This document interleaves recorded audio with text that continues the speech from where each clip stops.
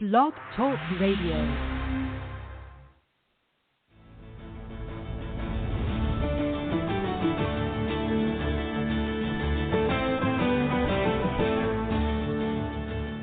Hi, and welcome to The Art of Film Funding. I'm your co-host, Claire Papan, along with Carol Dean, author of the best-selling book, The Art of Film Funding.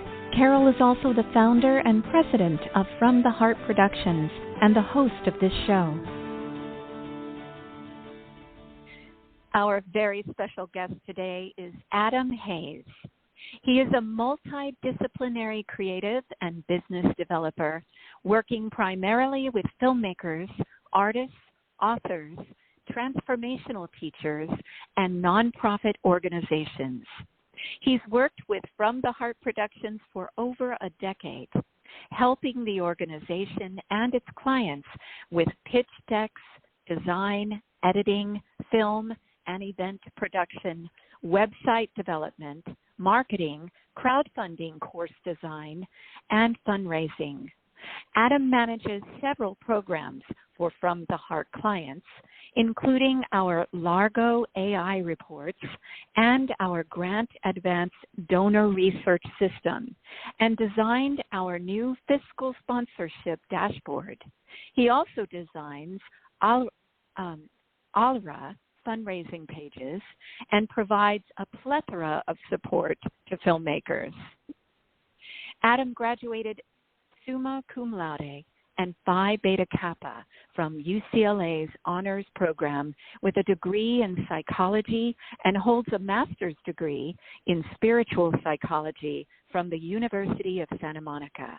He also runs a thriving heart-centered counseling practice in Seattle. And Carol, you are very lucky to have such a talent as Adam with you.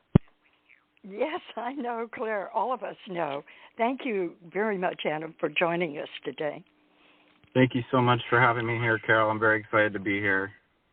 Well, great, because the purpose for the interview is for independent filmmakers to learn how to focus on monetizing their websites from the very beginning. So once you know you want to build a website, the next thing is, how can you make money on your website? And that's what we want to cover today, Adam. So let's get started with how important is it for an independent filmmaker to have a website in the first place? I think it's absolutely essential at this point. If you're doing it independently or a small studio, it's all falling to you. So it's really an invaluable tool, not only for getting your film out there and for selling your film, but for your fundraising and creating the extended business around your film for generating income. If you wind up selling your film to a major streamer or studio or distributor, if they own the rights, then they might want to do their own website or just have a page on their directory website, or they may not want to have one at all depending on their strategy. But if you're doing it yourself, you got to have a website. And the real benefit is that it's a 24-hour automated storefront from your film that can reach a global market. So when you're not sleeping, when you're sleeping, when you're not working, your website is still doing the work for you. And very often it's the first place people are going to come. If they hear the name of your film out in the wild, if they see a post on social media or somewhere, they're going to want to come back to your website to learn more. Exactly. And you have to be there with something great to show them. Well said. That's right. Okay. And besides, the names you see for crowdfunding, for even peer-to-peer funding, it's the email addresses that bring in the most money. And so when people come to your website, if you can give them something, I'm sure we'll get into this, to encourage them to leave their name, then you really can build a good database.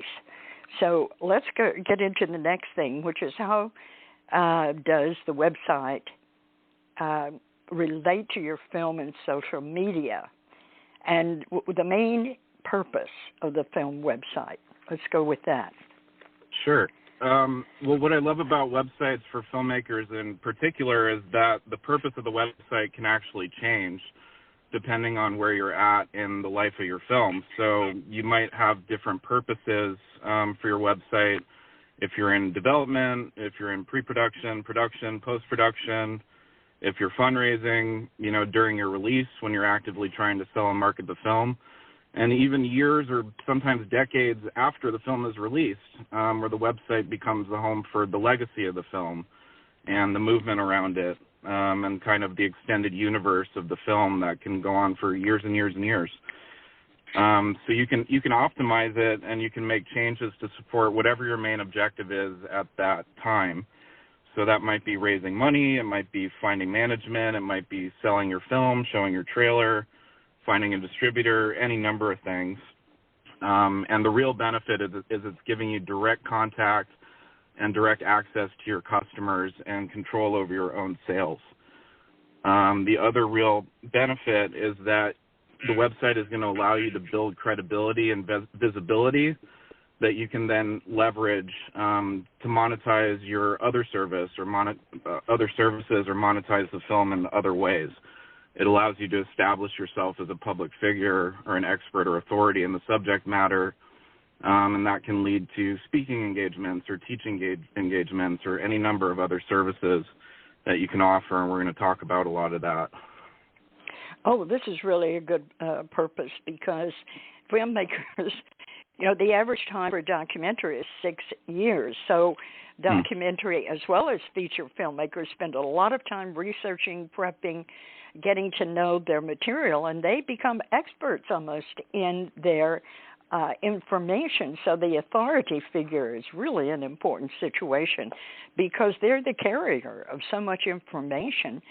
And I can understand what you're saying. Having a website would allow you to show all of that knowledge that really you want to share anyway, because you need to find the people who are interested in that subject matter, right? Absolutely. So the website relates to your film and social media and the other assets, right? Yeah, I've always tried to teach that you want to think of your website as the home for the extended ecosystem of your film. So you have your film, but then you have everything else that comes, downstream and offshoots from your film. It's essentially the interconnected extended universe of your film, like the Marvel Cinematic Universe for your film. So you have your social media, you have various multimedia content, that could be video clips, podcasts, blogs, print material, any number of things. You have your mailing list, of course, your marketing materials, your outreach campaigns, your crowdfunding campaign, your merchandise and products and services. You might have events, you might have courses, workshops. You might have other platforms that you're using to generate income or visibility, like your Patreon or Substack. For blogging, you have your IMDb listing, all of these leading back to the website.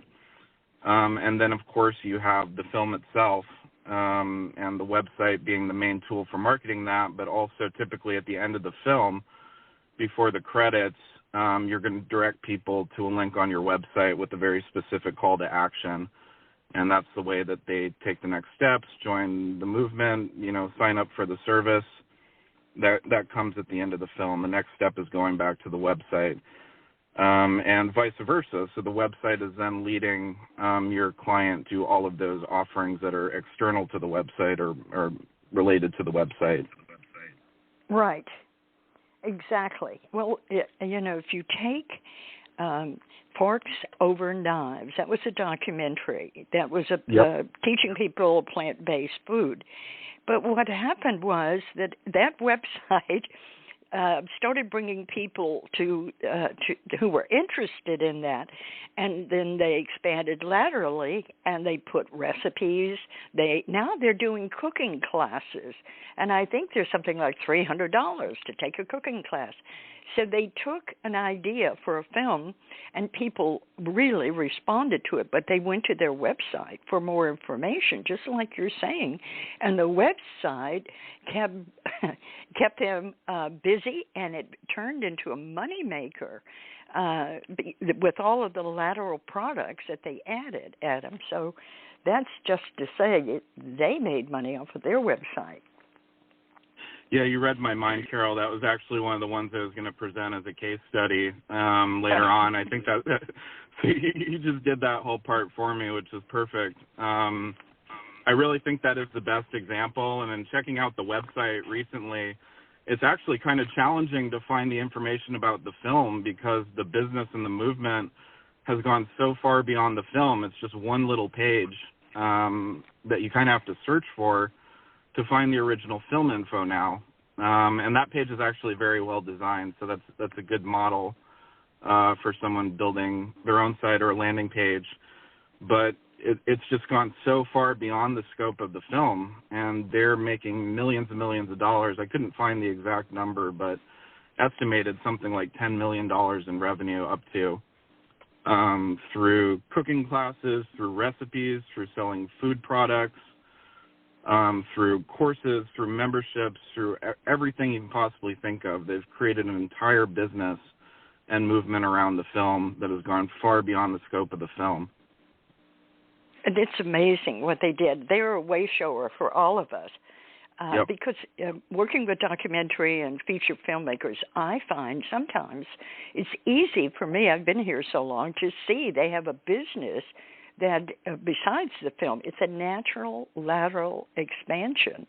And they are so close to the film, they don't recognize the entrepreneurial possibilities. So everyone really needs to look at their film thinking, who's my market and how do I expand from here? So what you've done is really important. So what platform do you recommend right now people use for web design? I pretty much only exclusively design in WordPress at this point.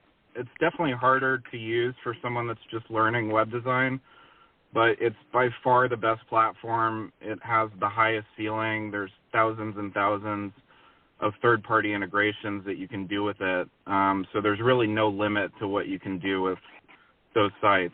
Someone just told me that if you go to like HBO's or Netflix's back end, it's actually just a WordPress site, the same kind that I'm editing, just a, very complex, large-scale one. So I really only exclusively recommend WordPress. I will occasionally use Squarespace if someone requests it, and it works okay. It's easier to use. It's more user-friendly, but it kind of looks a little blocky and outdated, and I can tell a Squarespace site, a second after coming to the site, and it just has a certain aesthetic that to me looks a little outdated, but you can certainly build a perfectly functional site with it. I definitely do not recommend using Wix or GoDaddy's website builder or really any other platform. They're just not very well designed. I would really recommend just using WordPress, and there are lots of good visual drag and drop designers now that make it function much more like one of the, more user-friendly websites where you can just drag pre-made blocks and images, and it's not as hard to put together. Wow. I wanted to go back to what we were talking about Forks Over Knives, about how they extended, far beyond the scope of the film to generate their business. So I always encourage people to think of their film as a business, and I'm not talking necessarily about like selling the film or the production budget or those kind of financials. I'm talking about how you can use the film to create additional income streams, and basically build a successful business using your film as an asset that can go for years and years and years. So building up your website, generating the visibility and credibility and the value of your film through the site, and then using that to leverage the credibility and visibility to generate additional income sources using products, services, and some other methods that we'll talk about. And then synergistically, these offerings then help to increase the visibility and the value of your film. So it's really a win-win. Yes, it sounds like it. And I read somewhere that you should always buy your website name for a minimum of a year, but preferably 2 years, 3 years, because Google pays attention to that. and that it matters to Google, because if they think your website is going to expire in 30, 60 days or in a few months, they may not give you the traffic. That's very true. There's also a pretty predatory business model of people watching out for domains expiring. So if you build a, financially successful site and then let your domain expire, someone could buy it and sell it back to you for a ridiculous amount of money. That really does happen. And I've also just seen people lose everything because they forgot to set it on automatically renewing or forgot to renew. Yes, that happened to me ages ago. I had a website in my name, and the host, I had someone handling everything for me, and they forgot. And then Unreal. I got an email from someone offering it back, $2,700. So Wow. I just let it go. Yeah. So yes, this is really important. Okay, so first of all, how can people reach you, Adam? What's your email? It's just my name. It's Adam D. Hayes, and that's HEYES @gmail.com. Adam D. Hayes @gmail.com. And then I actually just built a website in one day yesterday, getting ready for this podcast, that has all of my services and work samples laid out, and that's adamhayesdesign.com. Wonderful. adamhayesdesign.com. Okay. So getting back to websites, what are the best practices for filmmakers to keep in mind? Sure. Well, I think quality is really important for the website, because in a lot of cases it's going to be the first exposure that someone has to your film. So in the same way that if you watch a trailer and the trailer's terrible, you're probably not going to be very interested in seeing the film. It's not going to give you a big vote of confidence in someone's ability to create a feature film if they can't even create a good quality trailer.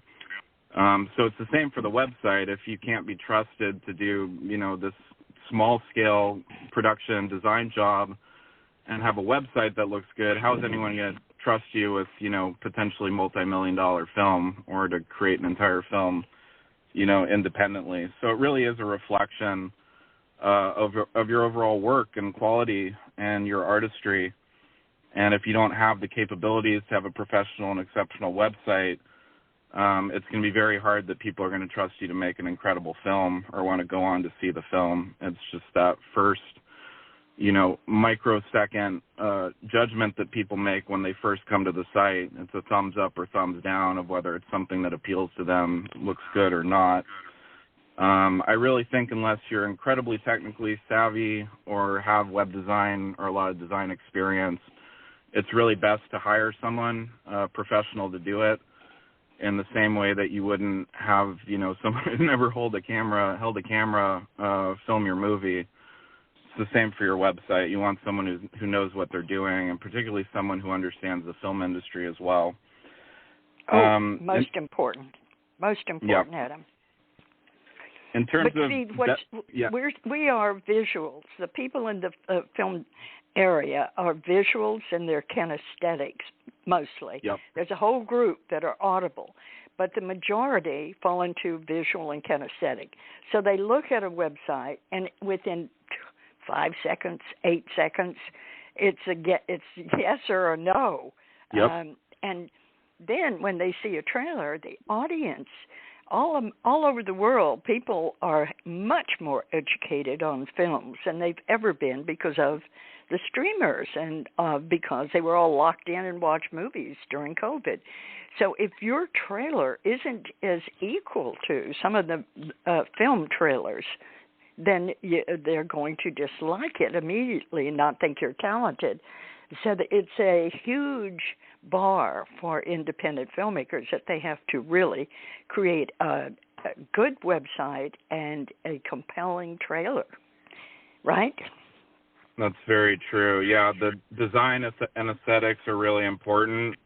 Particularly, you want to create something that in some way is giving a preview of the style and the cinematic quality of the film. So you're actually really showing off your skills as a filmmaker and an artist through your website design. With that said, you want to go with just modern design conventions. So, certain fonts and styles and color schemes are more readily accepted now, more common now, that match the theme of your film. If there's a way to capture like the energy of your film, like if you're making a comedy movie, you might want to make a website that has some comedy in it. If you're making a horror film, you might want to have a website that has elements of horror in it, etc. Beyond that, you just want to make sure it's really easy to use and to navigate. It really needs to be a seamless and intuitive user experience. If someone doesn't know where to go or know what to do, they're just going to bounce off pretty quickly. And same thing goes for any payment processing that you have. That experience needs to be really streamlined and easy for people. If they run into issues or they can't figure out how to make the payment, you're just going to lose that client. Very important, obviously, nowadays is mobile responsiveness. The vast majority of people now are going to be looking at this website on your film, on their phone. So it can't be an afterthought. It has to be designed with mobile responsiveness in mind. Like what you're saying about it being a visual medium, you want the site to be really image-rich. So you want it to be visually stunning and emotionally impactful. You can tell a story with the images where you don't necessarily need a ton of words or information. People might get the essence of the film just from looking at the images. In general, the top of your website is going to be the most important, what I'd call like digital real estate. So that should be optimized for your most important call to action, which might be to watch the trailer or sell the film or to donate. Use that top part of the screen before people need to scroll down for your most important content. Other than that, Adam, yeah. that is your key issue. What do you want me to do? That's my question. Yep. Filmmakers drive me to their website and say, take a look. Okay, so I get on the website and it doesn't say what they want.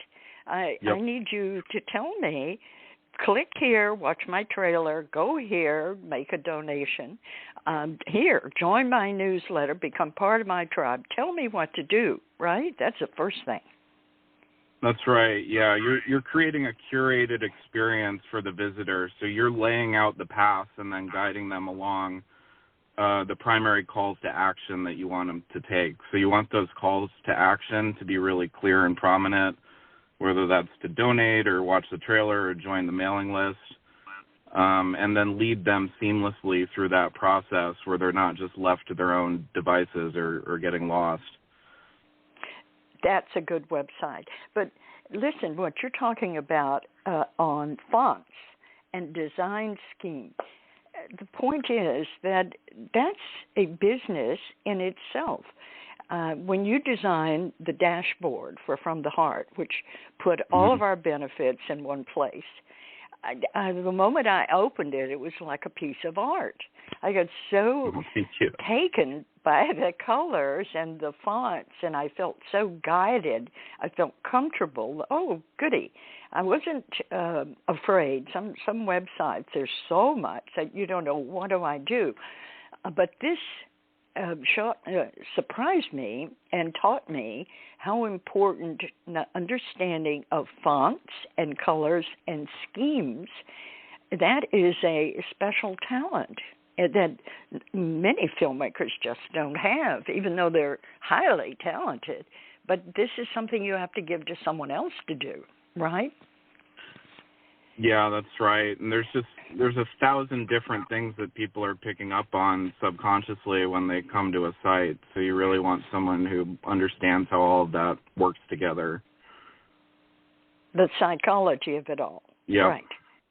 That's very true, because people make decisions quickly, and they're irreversible. Once they make them, they stick with it. I don't like this website. I don't like this idea, or I do.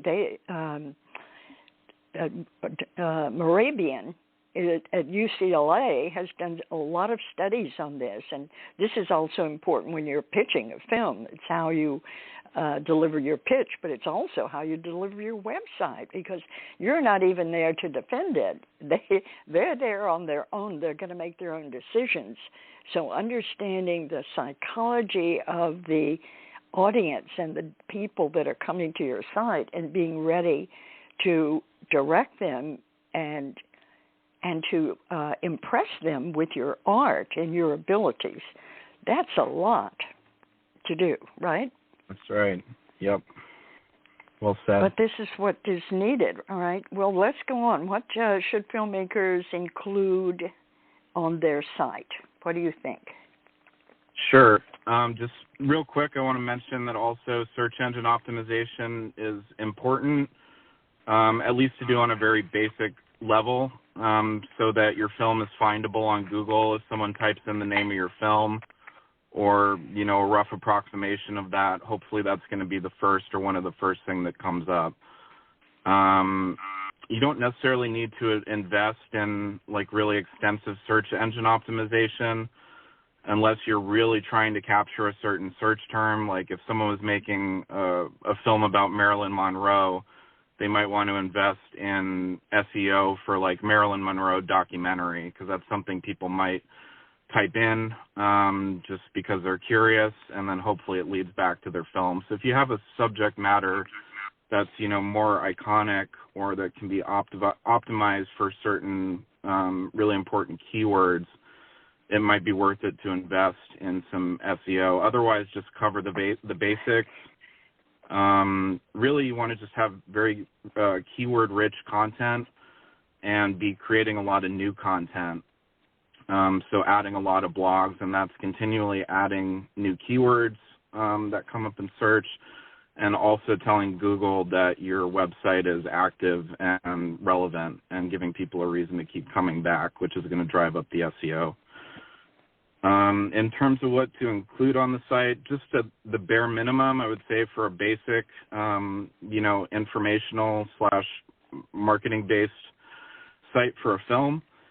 You want to have your clear call to action very prominent at the top. So donate, join the mailing list, watch the trailer, buy the film, whatever that is. One thing I recommend is putting a bar that's anchored to the top of your website that has that call to action.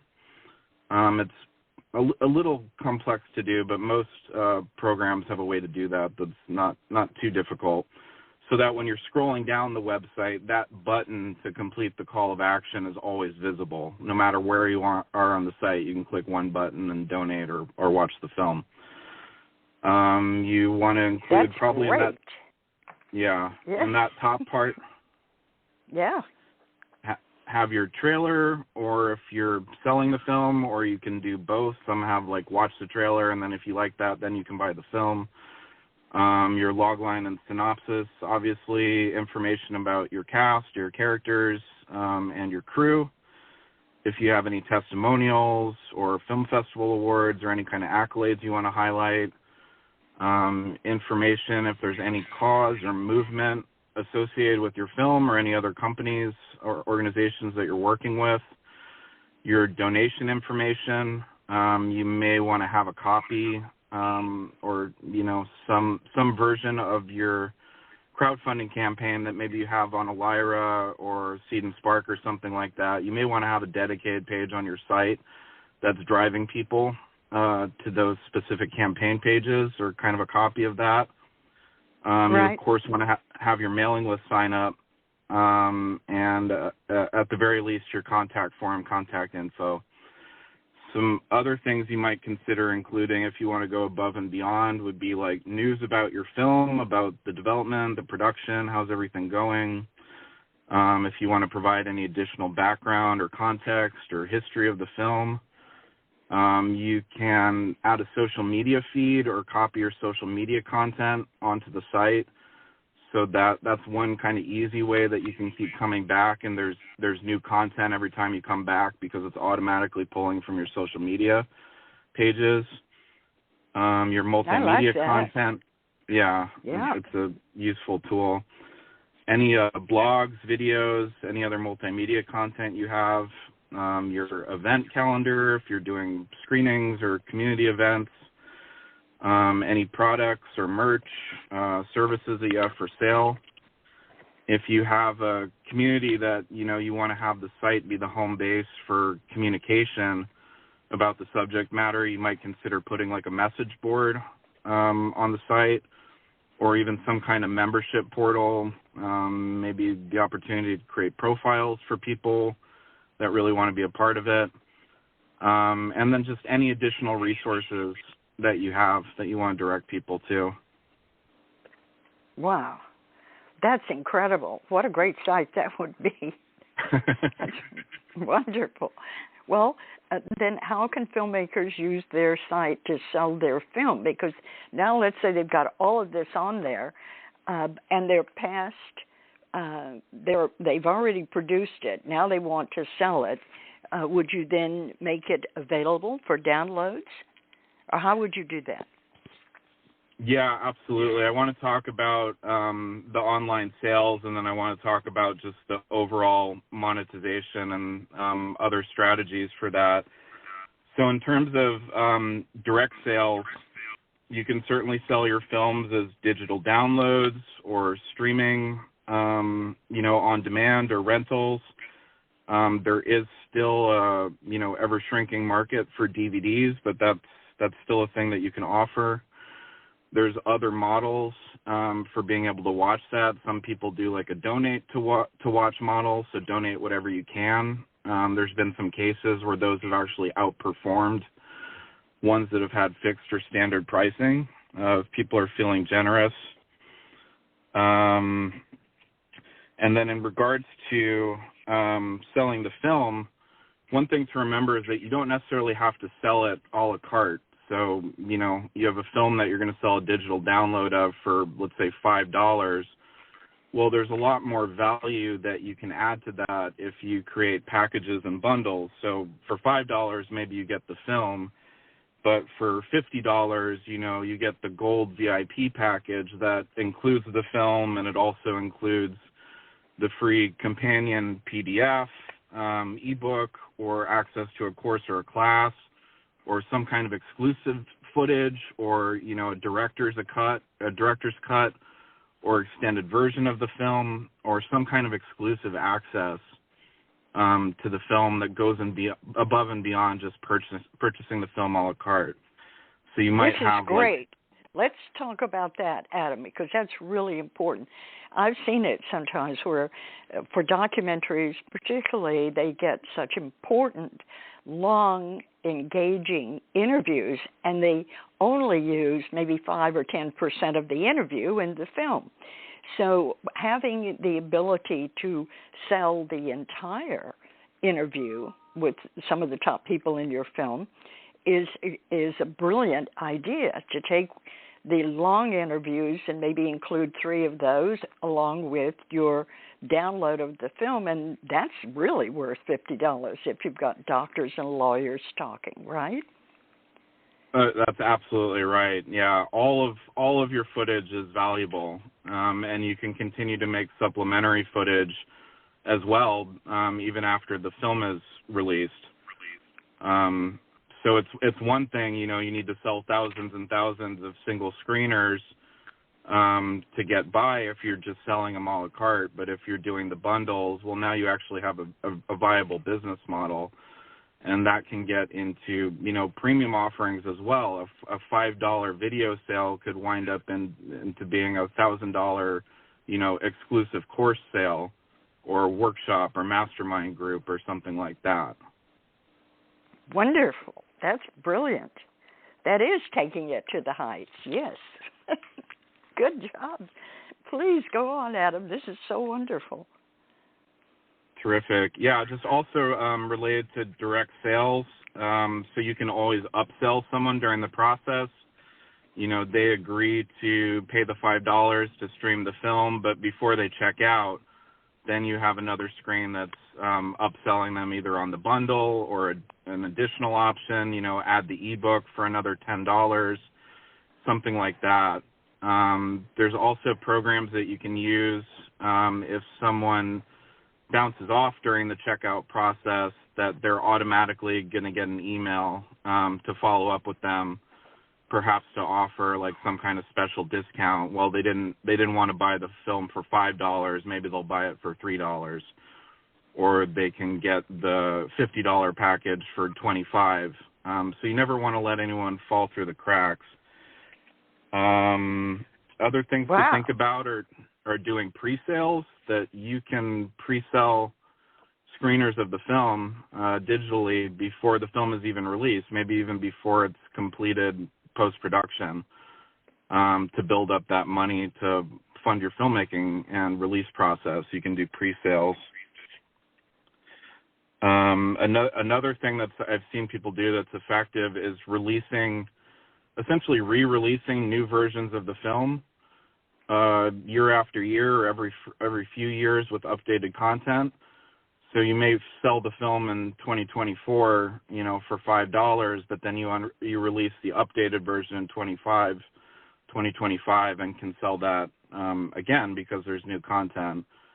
And of course, everything needs to be, it needs to be worth it. You can't just do it for the sake of doing it. But I've seen projects do that over the course of 10 years. They start with the original version of the film, and particularly if there's a cause that's related to a global crisis or active event, that information is constantly changing, and they continuously need to add to the film to address the changes that are happening in the world. And that's a brand new product. Exactly. And I saw that happen with one of my filmmakers. She made a film about the Gardner Museum, the theft of some very wealthy, very expensive art. And she was financed by a TV station, but she had to make their film. So she gave them a short license, like 3 years, I think. Yep.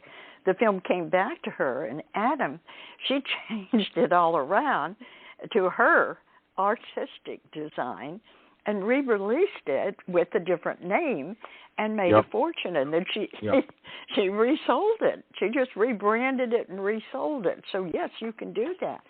And speaking about features, what's so hot is behind the scenes, what's going on. Yep. So if you're making a feature and you do some interviews and you are there to capture some shooting scenes that you might put into some extra footage where the actors are talking about how difficult that was or how much fun it was or whatever. Taking us behind the scenes with the feature, that extra content can take you from the 5 to the 50, don't you think? Absolutely.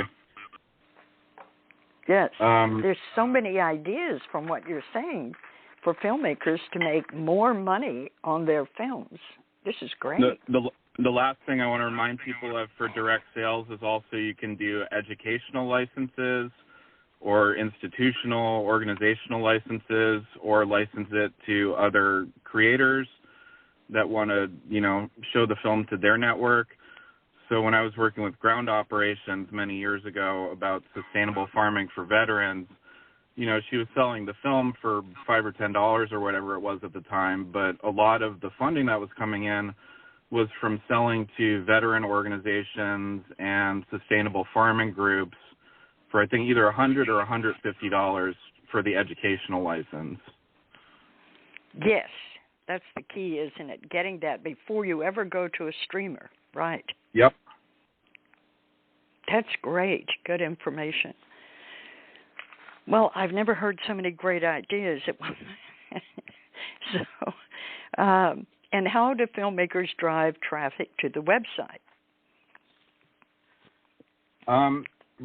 Regular promotion with social media and your marketing campaigns, regularly updating it with blogs, with videos, promotions, other offerings. Definitely make sure it's optimized for SEO, at least on a very basic level.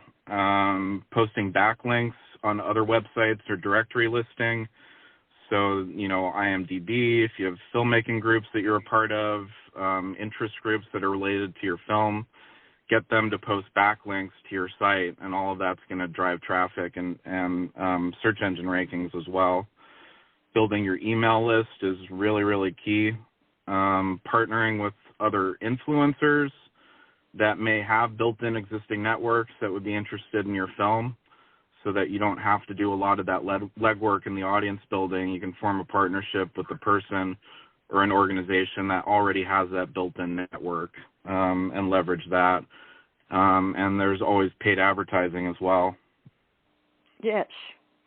And I saw one filmmaker who, while he was making a documentary, he would send some footage to editors that he knew. Some were still in school, saying, if you will take this footage and make me a 2-minute trailer, I'll promote you as the editor. So they did it for free, and he used these 2-minute, 3-minute clips to drive people to his website. And then he offered them their name on the film for a certain amount of money, and he raised $90,000 that way because he had a great website. So, yes. And I said, well, how can your film must go on forever if you have all of those people with one name at a time? No, he said, I put 30 names on a card. And I said, but who's going to be able to pick out the name? He said, it doesn't matter, Carol. When they like the subject matter, they want to be part of the film. It doesn't matter if you can read the name. My name is on that film. It's all they care about. And it works for him. I think it's a great idea. Totally. And that kind of affiliate marketing or, forming partnerships or sponsorships was another thing I wanted to talk about. So using your film and the visibility of your website to leverage being able to form partnerships with related brands or sponsors, influencers, organization to market or promote their products and services. So there's a number of ways you can do this. There's banner ads that are like pay-per-click if someone wants to put an ad on your site. And there's reasons to do that and reasons not to, but you can get paid for every time someone clicks on that or potentially goes to the next site and purchases a product. You could get commission off of that. There's ways to set up affiliate programs like that. You might also just be able to get in-kind support. So if your film is the main marketing vehicle for a particular organization or movement, then they're incentivized to want to be promoted on your website. And in kind, they might provide financial support. Maybe they'll give you film gear or services or locations or discount or just mutual promotion. Right. So, those are brilliant ideas.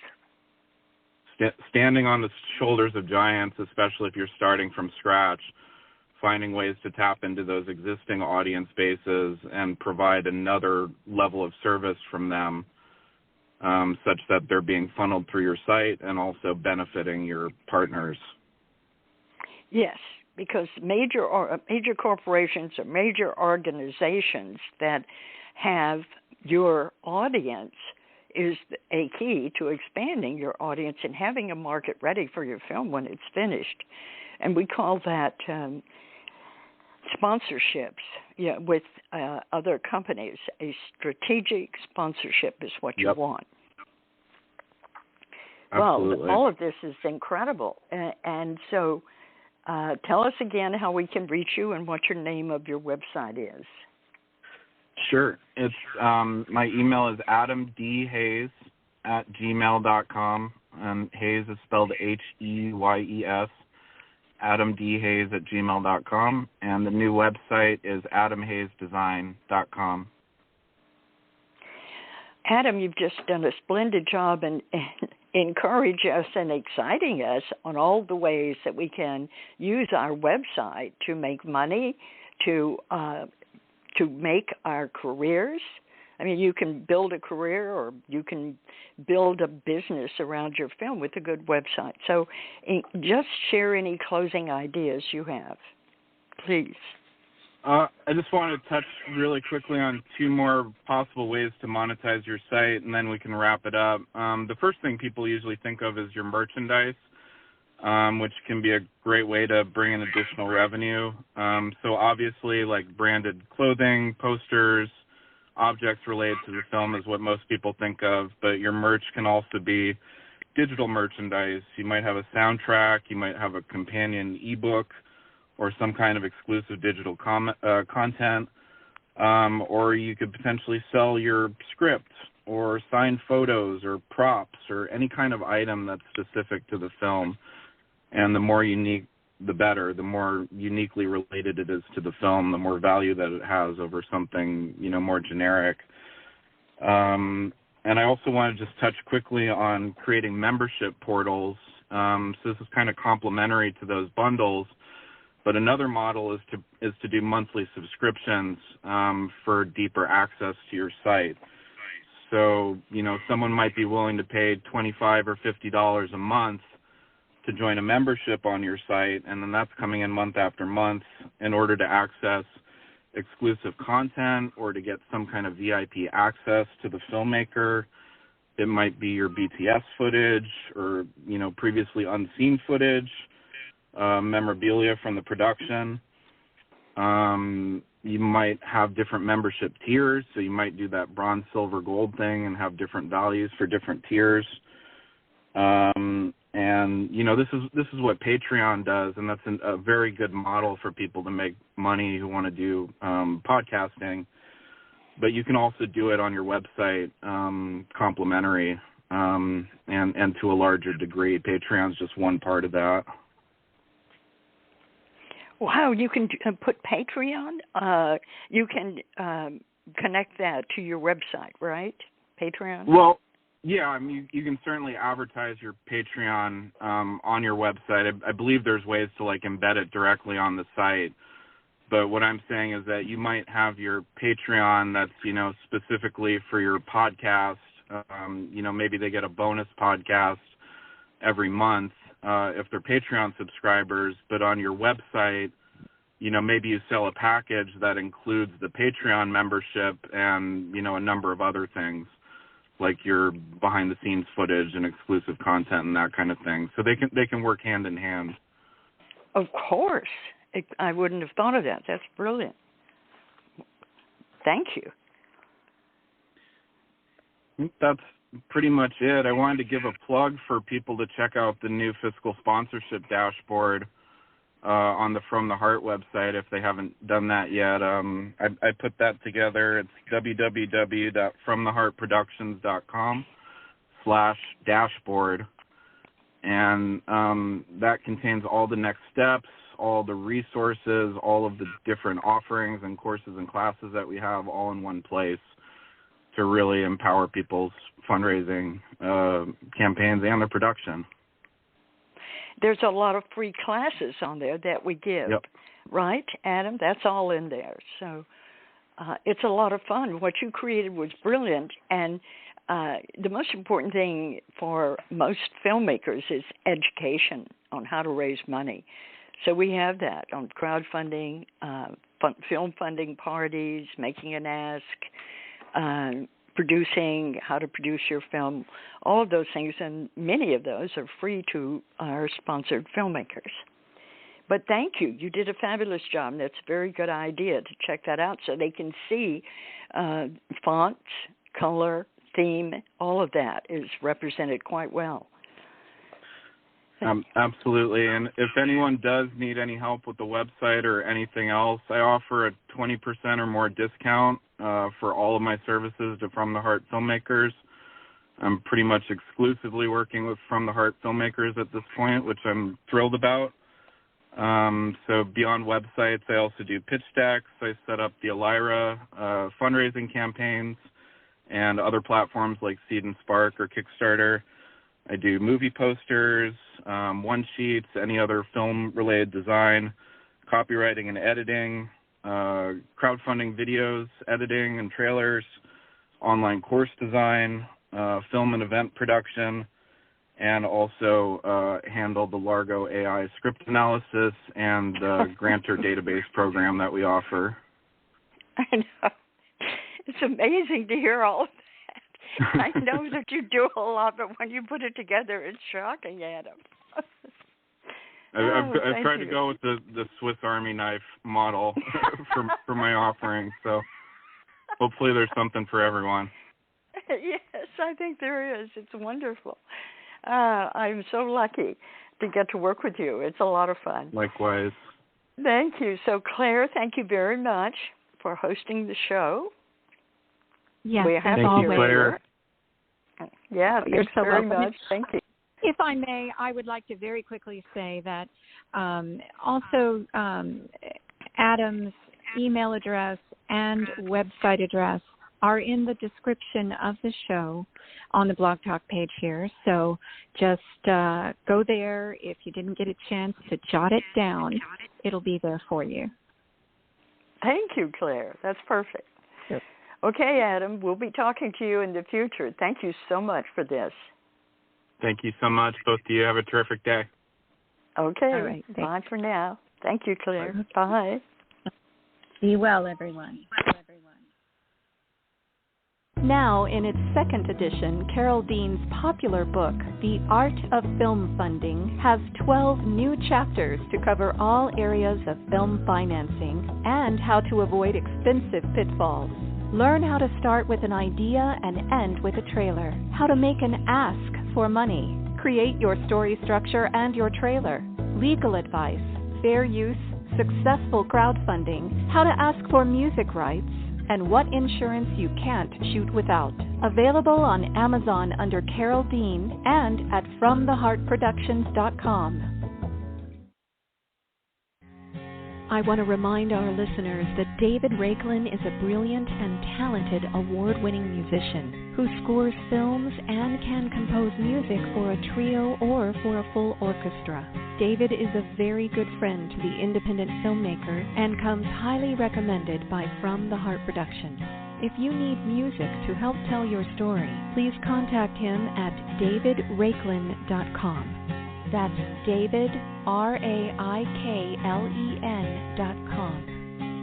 And Carol and I want to thank you for tuning in to The Art of Film Funding. Please visit our website at FromTheHeartProductions.com. You can also find us on Facebook and Twitter. Good luck with your films, everyone.